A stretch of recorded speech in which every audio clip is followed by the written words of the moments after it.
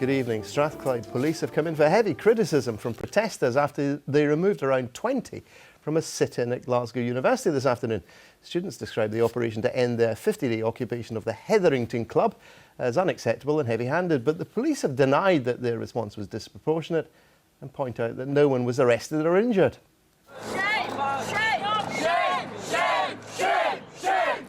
For more than 7 weeks, students have staged a sit-in here, protesting against proposed cuts at Glasgow University. But this morning they were given a rude awakening when they claimed police officers went over the top in forcibly bringing their occupation to an end. The main student body, the Student Representative Council, claims more than 80 officers, 18 police vehicles and a police helicopter were involved. An unacceptable show of force, according to those inside. So their tactics are not necessary. You tell me there's nothing better for the police in Glasgow to be doing right now, like catching rapists, catching murderers? No, they come down here mob-handed to pull out a few student protesters. All we're doing is occupying an empty building. We've been peaceful. We were woke out our beds this morning, like security came in the building and then hundreds of police surrounding us. I mean, this is the future. If governments and management people are going to keep doing this, then people like us are going to keep fighting. If they think this is going to end now, then they've got another thing coming. Like, this is not going to end. Strathclyde police insist they weren't there to evict people or force their way onto university property. They say they were called by university staff concerned about a crowd of around 20 people outside the building and were forced to react to a rapidly changing situation. The number of officers that were deployed there today, which was nowhere near 80, was proportionate to the situation that they faced. When we initially arrived there was 5 or 6 demonstrators within the building and there was 20 outside. Those numbers during the course of early morning and late afternoon escalated to 150, and we deployed further resources that were proportionate to the situation. Later, the protesters headed towards the main university building, although the student paper reported that the march faltered when no one was sure where the principal's office actually was. They're now occupying the Senate offices, demanding the principal's resignation and wondering how such a small-scale protest escalated to merit such heavy police resources. Well, I'm joined now by one of the student protesters, Jack Ferguson, and by Patrick Harvie, who, until he turns back into a normal person at midnight, is the Green MSP for Glasgow. Well, Jack Ferguson, tell us what happened to you this morning.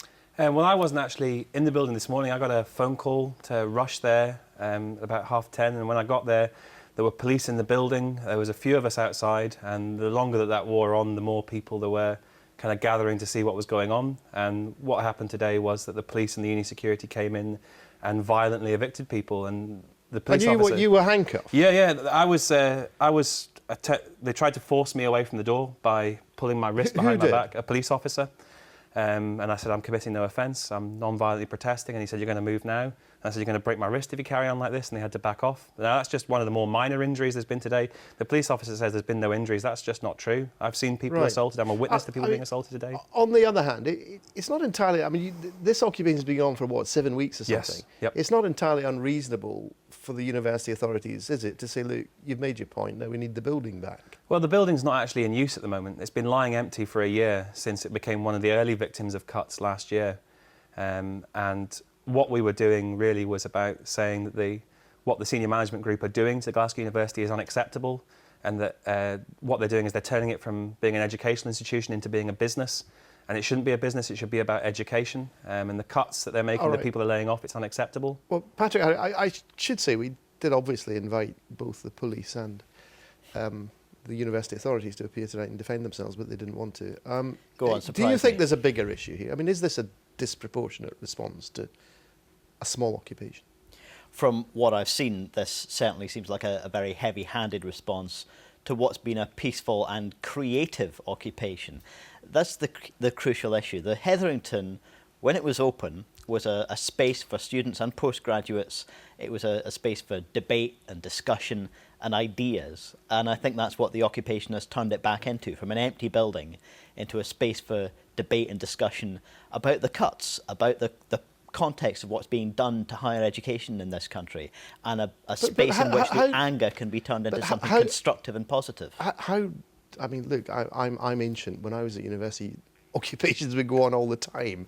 I don't remember police being involved in resolving them, to put it in inverted commas, on any occasion. That's what seems slightly unusual here. What do you make of that?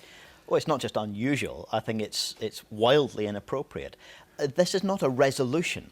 This is not about resolving the situation. If the Glasgow University management was the least bit interested in resolving the situation, they would be finding a way to work constructively with a student movement like the people who've been occupying the Hetherington. Because Glasgow University management, if they care about higher education in this country, they should be angry as well about what's being done to it. There is legitimate anger out there, and it needs to be fed into something constructive and creative, challenging what's being done by the UK government and handed on by the Scottish government. And the Glasgow University management don't seem interested in being a part of that democratic, civic process. Now, you think they've now offered you your old occupation well, back? I received a call when I was on the way here saying that if we leave the current occupation, the Senate building, they're going to consider giving us the old building that we were just in back. But I'd just like to say... That's why, just explain. So people are still in the... Yes, we went straight from that occupation to another occupation. What we're saying is it's not an eviction, it's an upgrade, because we're in the... Where are they now? They're in the kind of plush meeting rooms in the main building, which and how many people are there? About 60 people. Right, and who's told you can have the old occupation? The head of back? security, I believe, for Glasgow University. For Glasgow University. Right. So the deal is, if you go back there, we get to the status quo ante. They're discussing whether that's a credible offer, whether we believe them. But I mean, I'd just like to echo what Patrick said. I mean, we've brought good publicity to Glasgow University. We've had Billy Bragg came and played for us. We had the new Macca List Loghead, Tom Leonard. You know, all kinds of social and cultural events, and the publicity that the senior management group are bringing is violence. And I think really now, the responsibility for that violence lies with them, because the police can't come on campus without their support, so they need to resign. This is not going to go down as a triumph in the annals of university administration, is it, Patrick Harvie? This surely can be sorted out quite easily. It's a disgrace. It should be sorted out quite easily, but I think that both the students and many of the staff in Glasgow University have little or no confidence in the ability or the will of the senior management, and Anton Muscatelli in particular, to actually come to a resolution. He should be proud to be able to work constructively with a student movement like he has, and he doesn't seem interested in that opportunity. All right, thank you both very much indeed. Now,